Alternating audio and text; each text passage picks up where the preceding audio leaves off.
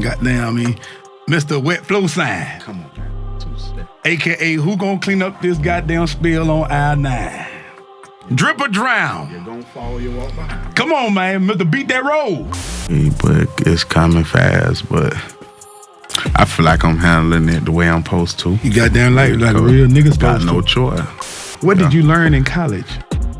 You know, there ain't nothing but time in there, bro. You know what I'm saying? So just to come up with a lot of stuff, bro, like I said, call home. Them boys said they had a studio out there, so I just started writing, bro. And I don't know. I know, like, where I'm from, you feel me? It was just about, you know what I'm saying, who gonna get the most money? It's about, like, who getting that money, who got the most, like, who gonna apply that pressure. Try to peep, you know, what kind of music being made, what kind of music people like, and shit like that. And at first, I gotta get me some money. Oh, it is Bossman DLow.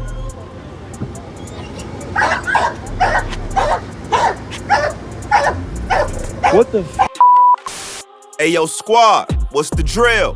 Back with another video, man. Talent, talent, talent. These are 3 words that you would have to associate with Bossman DLow. With his slippery style and the ability to stunt while keeping it real, Bossman DLow won fans around the world. It also don't hurt that he know how to make straight up bangers that you can vibe with at the club.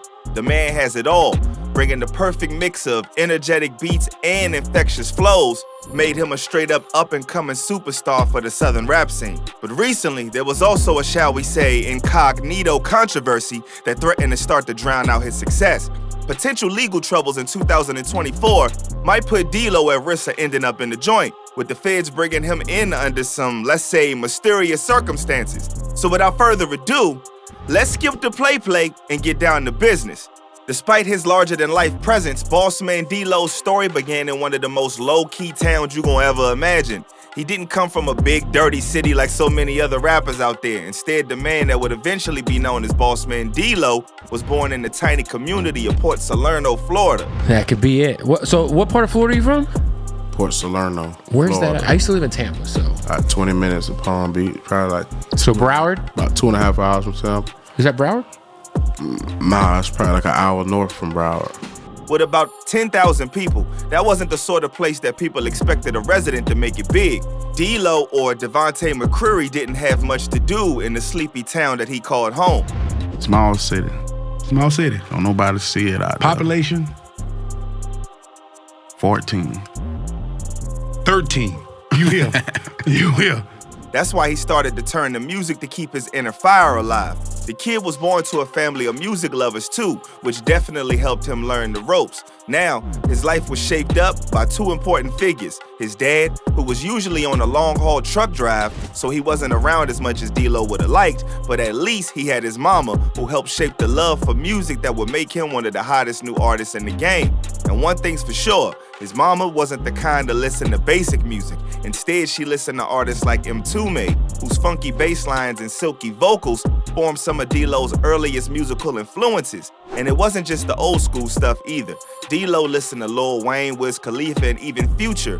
A mix of that would help him learn how to spit fire later on in life. But I was always looking at, like, see, when I was younger, I was listening to, like, Wiz Khalifa, Lil Wayne, you feel me? So it was like, I was looking at bigger shit. The other person that had a huge impact on his life was his brother Tory. With his dad barely around, his big bro had to step in and act like a father figure to the kid.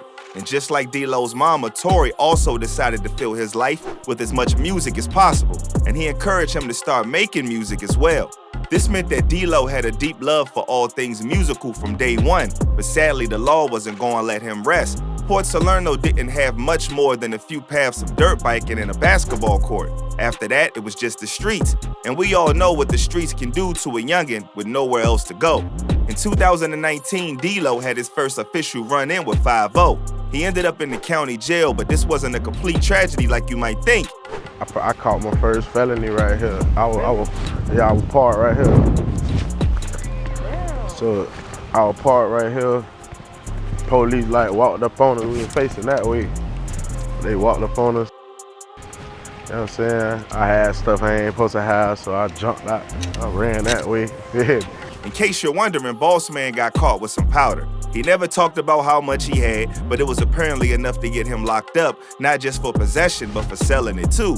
To make things worse, DLow happened to be in jail when the pandemic started, picking up the speed. Nah, I had like 17 months just sitting in the county. Ooh. Yeah. I just went to South Florida reception for probably like 6 more months. And not EOS from there. How's COVID was making everything slow. I was really supposed to go to prison, but COVID was making no buses was coming to get people, you feel me? facts? Being locked in the joint is bad enough, but DLow now also had to deal with being confined to his cell. Social distancing rules meant no contact with his friends, family, or even his fellow inmates. Hell no, we was in that bitch 2 weeks straight. Really, we went a little over. It was only supposed to be 14-day quarantine. We went over that like damn near 21 days. So is that like you can't leave the cell? Just in the cell, in the bed all day. You can't go nowhere. Can't even take a shower? His mind started to go to dark places when his mama got the virus. And in the isolation, as he started to feel the pressure coming in from all sides, DLow found comfort in the one thing that he had left, music. With days that seemed like they'd never end and literally nobody to talk to, DLow decided to take Tory's advice and start making music. Yeah, January 2019 when I got out of jail. Oh, you went to college? Yeah, I went, yeah. What did you learn in college?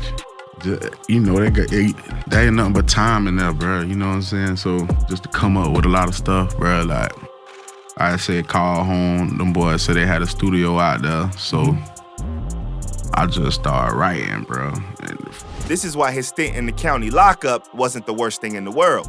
Sure, it put him through some kind of suffering that no man really should have to experience, but at the same time, it acted like a spark that started the absolute fire of creativity that would soon put him on the map. All DLow had to do was do his time, and he had a career waiting for him. The good thing is, the judge wasn't too hard on him, so it didn't take long before he was back out on the streets. As soon as he was a free man, DLow started to share his bars. I just really was like, okay, I got out. I'm like, okay, first of all, you got to get some money, cause you're gonna have to get in motion. You're gonna have to experience some shit, you feel me? So you can have something to talk about. But then once that came, now I was like, okay, now I need to think about what kind of music I'm finna like. I know it's gonna be get money music, but not just the regular. I want it to be like catchy. I want everybody to, you feel me? I want you to feel this. Like, the guy had talent, no doubt about that, and other rappers noticed how sick his flow could be. And if you check out his early work, you'll see that he wanted to show the world what it was like to be a working class black man with a record holding him back. Same 24 was a track that showed how he can get his grind and work his way up, and was ready to do whatever it took to come out on top. Even if we ignore his bars, he had a way of mixing his flow with melody that seemed fresh and exciting to everybody that heard him. It's really about getting money. You can apply this shit however you need. And everything ain't gotta be selling drug. Like I said, you feel me? That shit could just be, man, you sell shirts, bro. You sell clothes. You sell jewelry. You sell, man, I'm finna go stupid today. I'm finna rent it up. Yeah. We finna jump back in the car. We finna get on that liquor. Yeah. You know what I'm saying? We finna smoke. We finna do it. With so much talent pushing him ahead, it didn't take long for DLow to start turning heads. Now this dude might have been from a tiny little town, but his bars were making waves as far north as Tallahassee. That's where he got closer and closer to his big break, with some real names noticing the young blood that wanted to take over the game. Pretty soon, DLow's music started getting played all over Florida. This guy was turning into a statewide celebrity, but he wasn't going to stop there. Nope, he wanted to be #1. After all, he was inspired by Future, a guy that's known for staying relevant for decades despite always doing his own thing. That's the kind of career DLow wanted. He dreamed of slicing off a piece of the rap game and claiming it for himself. What motivates Bossman DLow?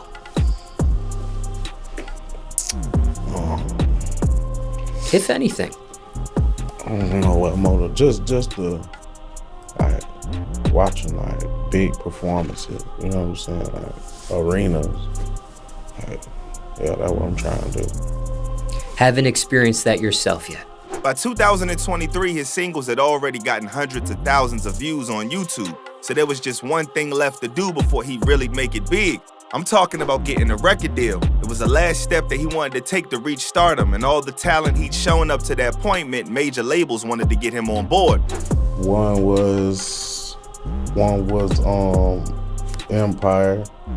One was 1017 Gucci. One was like Think It's a Game. Probably the biggest label that was looking into him was Alamo Records, where big names like Lil Durk and Rod Wave had found their home. Alamo was looking to beef up their rap roster, so DLow was just the right person to do that kind of thing. DLow obviously said yes, and in the summer of 2023, he officially became a signed artist.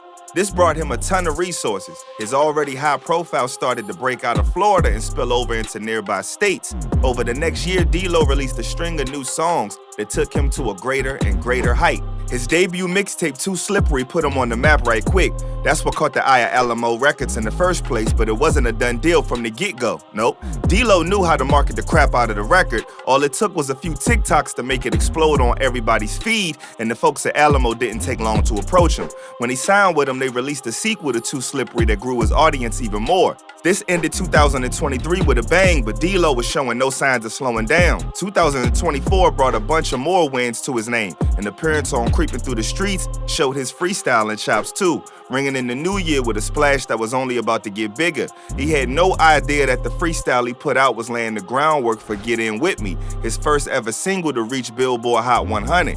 And you don't want to know the funny thing, right? DLow was just spitting the first thing that came to his mind. He wasn't even trying to make a hit single or anything like that. Nope. He was just doing what he loved, which goes to show how much natural talent was in his DNA. By the summer of 2024, DLow was a charting artist. He had fans, he had money, he had all the glitz and glamour that came with being a bona fide rap star. But just like in his youth, the good times got interrupted by the boys in blue. Again, there's no official word on what the charges are. All we know is that a fan saw feds cuffing DLow on the streets, and they caught a video of what was going down on August 5th. DLow nodded his head at the person with the camera so we could say for sure that it was him. Bossman. Ooh, oh, he said what up? Oh, you're a real nigga. But that's pretty much all we know about the case. The authorities haven't released any info on the charges or even acknowledged that he was arrested in the first place. Some folks have said that he was organizing a charity that didn't have the right permits, but that shouldn't have been the reason for him to be in cuffs. Or am I wrong? It's been a minute since the incident, and even DLow hasn't made a public statement. We'll just have to wait and see where the things go from here. All in all, bruh just heating up, and he got crazy potential. 5 years from now, you don't win to the future. Yeah. What they gonna be saying about DLow? I just want them to know, like, man, yeah, that boy came from nothing, you feel me? And he kept. The talent is crazy, and he coming from an area that's so small he ain't got no choice but to put it on. All he gotta do is stay smart, stay alert, and stay real. And he gonna be all right. Peace.